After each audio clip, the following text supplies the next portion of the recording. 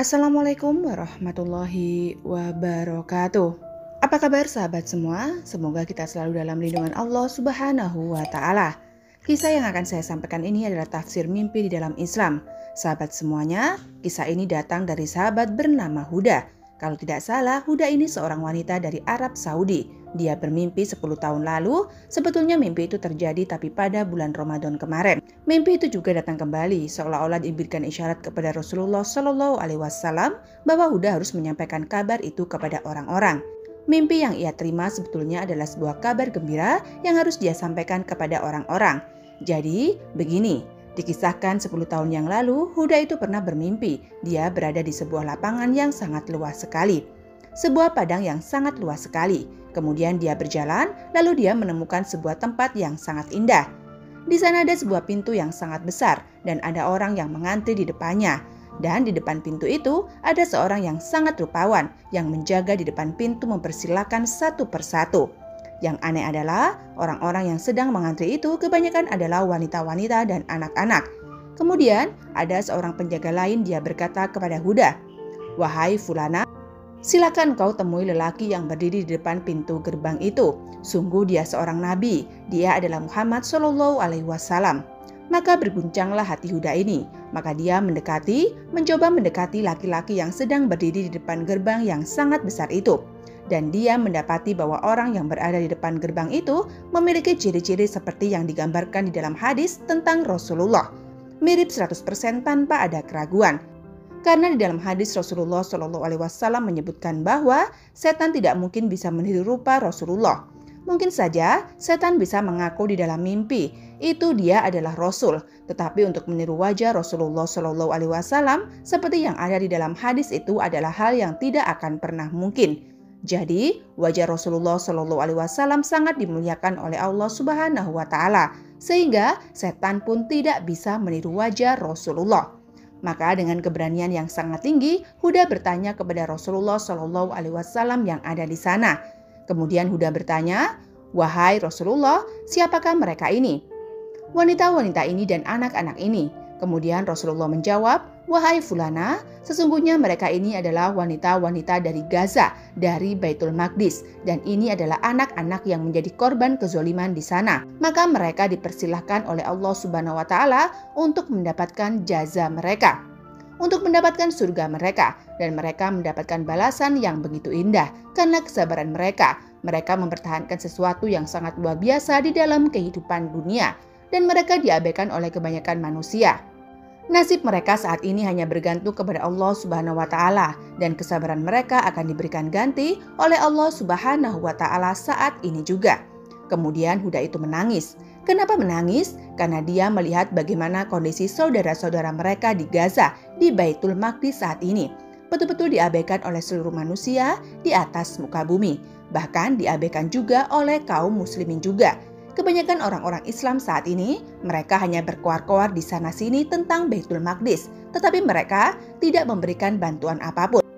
Kebanyakan mereka hanya mengabaikan, bahkan di negerinya sendiri, orang-orang yang menjadi pemimpin di negerinya sendiri juga tidak begitu peduli dengan keadaan mereka yang ada di sana, di Baitul Maqdis. Padahal Baitul Maqdis sendiri adalah kiblat pertamanya umat Islam sebelum dipindahkan ke Baitul Haram. Jadi Huda bertanya kepada Rasulullah Shallallahu Alaihi Wasallam dengan keindahan, "Wahai Rasulullah, apakah ini balasan bagi mereka atas kesabaran mereka?" Rasulullah mengatakan, "Ya, ini adalah balasan terbaik di dunia. Mereka tidak mendapatkan apapun kecuali adalah kezoliman. Sedangkan di akhirat, mereka mendapatkan segala sesuatu yang mereka lebih inginkan dari segalanya. Karena mereka mendapatkan kebaikan-kebaikan dari kesabaran mereka." Kemudian Huda setelah melihat Rasulullah Shallallahu Alaihi Wasallam mempersilakan satu persatu wanita-wanita itu untuk masuk ke dalam pintu itu. Dan anak-anak satu persatu sudah masuk semuanya ke dalam pintu itu. Tinggal satu orang yang terakhir masuk. Kemudian Huda ingin masuk, ingin ikut masuk, tapi dihalangi oleh Rasulullah Shallallahu Alaihi Wasallam. Rasulullah mengatakan, "Sabar, bagimu bukan saat ini untuk masuk ke sini. Kamu belum saatnya untuk masuk melalui pintu ini, nanti ada masanya ketika kamu akan melewati pintunya ini. Tetapi tidak saat ini, tetapi tidak sekarang," kata Rasulullah Shallallahu Alaihi Wasallam. Dan pada saat itu Huda terbang. 10 tahun yang lalu, tahun 2014. Huda menganggap mimpi ini hanyalah sebuah bunga tidur, sebuah mimpi yang mungkin hanya keindahan di tidurnya. Dia tidak menanggapi mimpi ini adalah sesuatu yang sangat berharga, kecuali untuk dirinya sendiri. Pengalaman spiritualnya sendiri bertemu dengan Rasulullah SAW di dalam mimpi dengan wujudnya yang sangat indah luar biasa, seperti di dalam hadis. Karena kalau kita mengadakan di dalam hadis, Rasulullah SAW itu dengan ciri fisik seperti yang ada di dalam hadis, maka itu sudah pasti Rasulullah SAW. Jadi tidak mungkin setan bisa meniru Rasulullah. Jadi kebahagiaan bagi Huda menemukan Rasulullah SAW dalam mimpinya itu disimpan untuk dirinya sendiri. Sebuah kebahagiaan bagi dirinya. Tidak dia katakan kepada orang, tetapi tanggal 27 Ramadan kemarin malam 27 malam ganjil. Seperti kejadian yang sama, Rasulullah SAW hadir dengan wanita-wanita, dengan anak-anak yang masuk ke pintu surga tadi itu. Sama seperti 10 tahun yang lalu. Kemudian Huda tadi itu terbangun lagi dari mimpinya. Dan mimpi yang kedua ini dia berkesimpulan bahwa ada pesan yang ingin Rasulullah SAW sampaikan kepada dunia tentang keadaan orang-orang yang wafat, yang meninggal dunia, yang dizolimi di tanah suci yaitu Baitul Maqdis. Huda memberikan kesimpulan seperti itu karena tidak mungkin mimpi dua kali itu muncul dalam keadaan yang sama, kecuali memang Allah Subhanahu wa Ta'ala dan Rasul-Nya yang menginginkan supaya mimpi itu disampaikan kepada orang-orang, disampaikan sebagai kabar gembira. Kabar gembiranya bukan untuk Huda, tetapi mereka yang telah wafat, mereka yang telah syahid di medan kezoliman yaitu di tanah Baitul Maqdis. Di sanalah orang-orang yang saat ini dizolimi dan kemudian mereka wafat dalam keadaan yang sangat luar biasa. Tidak bisa ditolong oleh saudara-saudaranya sendiri, bahkan saudaranya-saudaranya sendiri banyak yang mengabaikan keadaan mereka.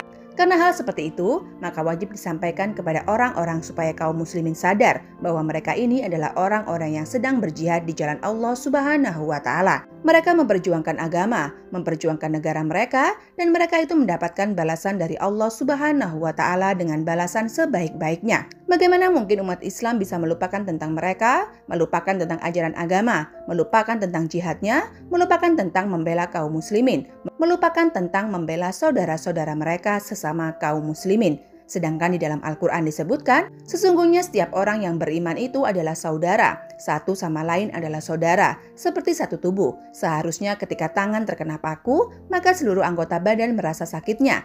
Maka mimpi itu pun disampaikan oleh Huda kepada orang-orang sebagai kabar gembira, bahwa sungguh mereka yang gugur dizolimi di tanah Baitul Maqdis, mereka telah mendapatkan balasan terbaik dari Allah Subhanahu wa Ta'ala. Tanpa keraguan, mereka mendapatkan tempat terbaik di sisi Allah Subhanahu wa Ta'ala. Meskipun di dunia mereka tidak mendapatkan keadilan, tidak mendapatkan pembelaan, tidak mendapatkan apa yang mereka inginkan, yaitu sebuah kemerdekaan. Tetapi sungguh setelah mereka wafat, setelah mereka gugur, itulah kemerdekaan, kebahagiaan, dan keindahan yang hakiki yang Allah Subhanahu wa Ta'ala berikan kepada mereka. Dan janji Allah Subhanahu wa Ta'ala betul-betul tidak akan tergantikan.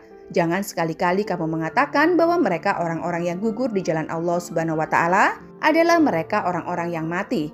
Tidak, mereka itu orang yang hidup di sisi Allah Subhanahu wa Ta'ala. Mereka mendapatkan rezeki dari Allah Subhanahu wa Ta'ala, rezeki terbaik dari tempat terbaik yaitu surganya Allah Subhanahu wa Ta'ala. Mereka diberikan keindahan yang begitu dahsyat yang tidak bisa digambarkan oleh kata-kata manusia.